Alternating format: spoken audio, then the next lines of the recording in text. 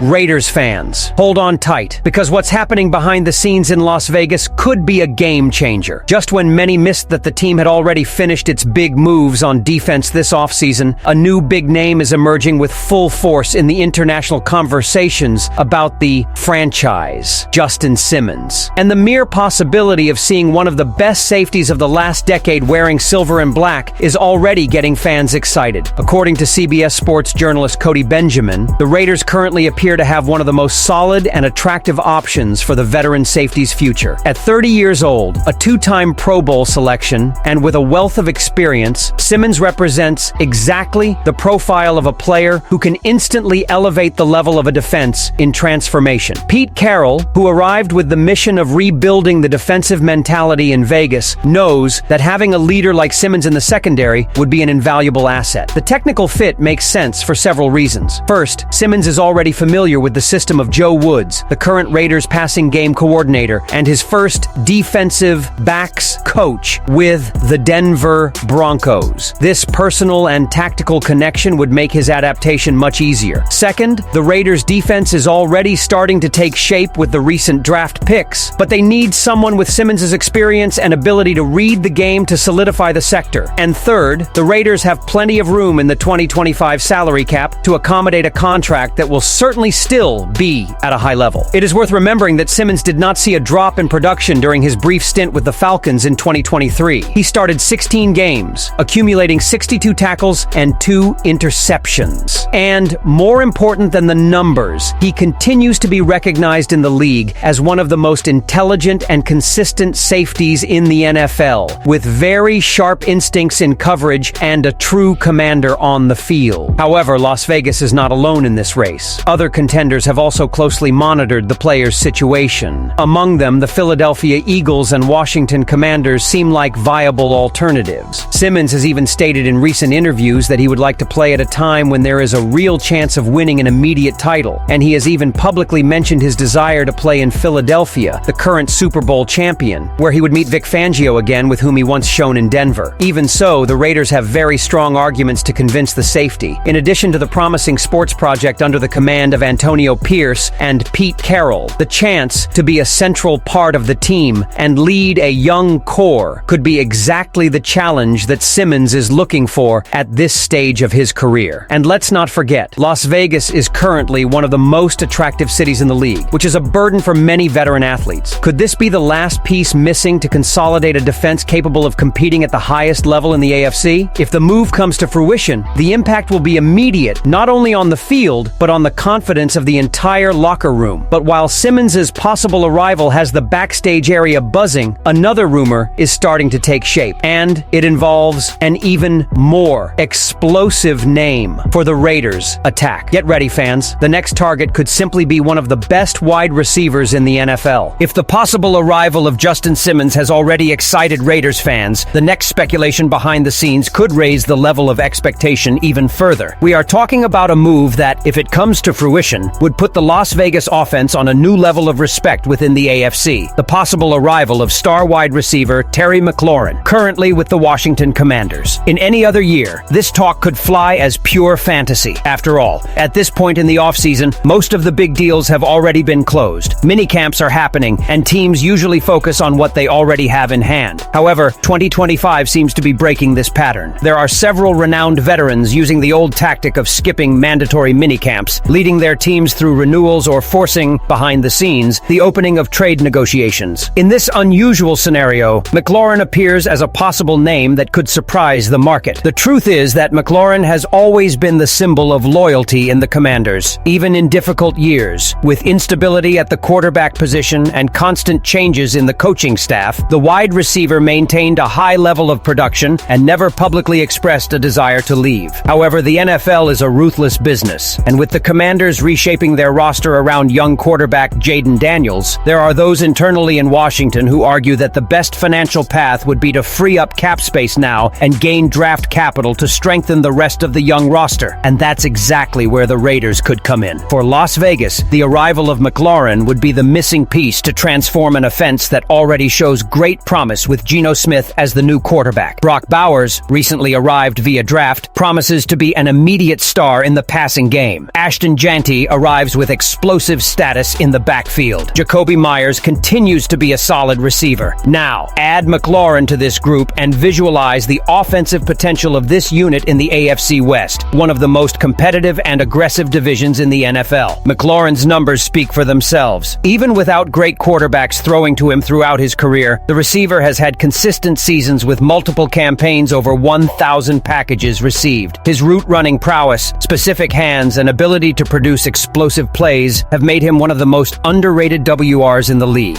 In Vegas, with an operational structure set up to exploit multiple weapons, McLaurin would have the opportunity to maximize his talent with an experienced quarterback like Geno Smith leading the offense. And the best part, this wouldn't be a short-term gamble. McLaurin isn't yet at the physical peak of his career and could be an anchor in the Raiders' offense for several years, leading the receiving corps alongside the young prospects. Of course, the cost of a trade of this size wouldn't be low. Washington would certainly demand multiple draft picks to release its top receiver. But for the Raiders, who have already made good on recent picks and have a solid young base, giving up some future picks in exchange for a proven talent now could be the difference between competing for a wildcard spot or effectively fighting for the top of the division. The most interesting thing is to observe how the Raiders' new management is changing the franchise's profile. Focused, bold, and seeking to mix youth with elite experience. But the boldness doesn't stop there. While the offense may gain a new superstar, the spotlight is now also starting to shine on the most controversial pick of the recent Raiders draft, a gamble that is already generating heavy comparisons with the past of Las Vegas. Will we sell the birth of another Al Davis project? That's what we're going to analyze now. After so many bold moves in the offseason, the Raiders draft brought a choice that is already starting to provoke a real internal debate among fans and specialized media. And the controversy could not be more symbolic when we are talking about Las Vegas. The selection of wide receiver Donte Thornton Jr., now nicknamed, with a certain historical weight, the Al Davis pick of this draft. Shortly after the official announcement, General Manager John Spytek himself brought up the nickname. Mark Davis joked that this was the Al Davis pick of this draft, he said, drawing laughter, but also generating discoveries. The phrase carries enormous symbolism, as it directly refers to the philosophy of the legendary Al Davis. To prioritize athletes with outstanding physical attributes, often betting on speed and raw power, even if technical talent was still a project in development. And when we analyze Donte Thornton Jr.'s physical profile, it is easy to understand the origin of the comparison. Standing 6'5", weighing over 200 pounds and clocking an impressive 4.3 seconds in the 40-meter dash at the Combine, Thornton brings exactly that exuberant athletic profile that has always attracted Al Davis' attention in the past. It's the classic size and speed that few prospects in the league have at the same time. But with this type of bet comes the other side of the coin: risk. Historically, many of the Al Davis picks have ended up not translating into stars at the professional level. The lack of technical refinement, the inexperience in complex routes, and the challenge of facing much more sophisticated defenses in the NFL are usually obstacles that physical talent alone cannot overcome. In Thornton's specific case, his college record helps illustrate this dichotomy. In his final season at Tennessee, he recorded curious numbers. Only 26 receptions, but with an impressive average of 25 yards per reception and 6 touchdowns. In other words, when the ball was in his hands, he produced great plays, but the frequency and consistency of his opportunities were still limited. Analysts are divided. Some believe that, with the right development, Thornton's ceiling is very high. Others see him as a classic risk of an athletic project with inconsistent production. John Spytek, however, does not hide his optimism.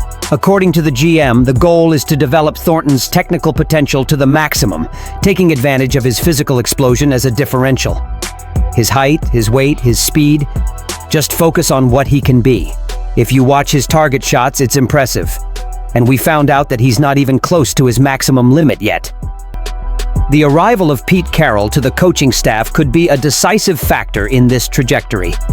Known for developing young defensive and offensive talents, Carroll will have in his hands an athlete who, if well honed, could become a true vertical threat in the Raiders' attack, especially in combination with Geno Smith, an experienced quarterback who knows how to work with big, fast passers. The stage is set. Thornton represents a huge potential return for the franchise, but he also carries the shadow of failed projects in the past. His development will be closely monitored by fans, the media, and even NFL executives themselves, as many see Las Vegas as an organization that is redefining its identity, combining boldness and strategic planning. Raiders fans, now it's up to you. If it were up to you, would you bet big and bring in veterans like Justin Simmons and Terry McLaurin now to transform the times immediately? Or would you rather trust in the development of young prospects like Dante Thornton Jr., even at the risk of being just another Al Davis pick? Which path would you choose for the future of the Raiders?